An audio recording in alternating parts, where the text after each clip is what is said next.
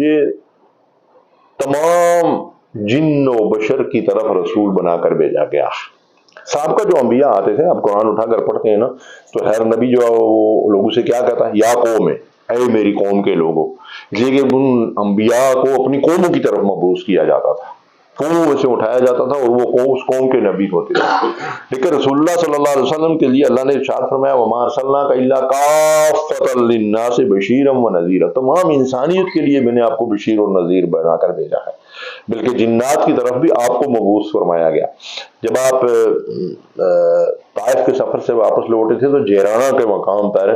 جنات کی ایک جماعت رسول اللہ صلی اللہ علیہ وسلم کی خدمت میں حاضر ہوئی تھی، اور انہوں نے اسلام قبول کیا تھا، اور رسول اللہ صلی اللہ علیہ وسلم کے سامنے انہوں نے کلمہ پڑھا تھا۔ اور سورہ جن کے نام سے تو پوری ایک سورت ہے، 29ویں پارے میں جو ہے وہ موجود ہے، اس کے اندر اس کے سارے واقعات موجود ہیں، اور بھی بعض دوسری صورتوں میں بھی ان کے واقعات جو موجود ہیں۔ تو رسول اللہ صلی اللہ علیہ وسلم کا یہ بھی اعزاز ہے کہ آپ تمام انسانیت کے لیے، قیامت تک کے لیے اور جنات تک کے لیے آپ کو نبی اور رسول بنا کر بھیجا گیا۔ اور چھٹی یہ تھے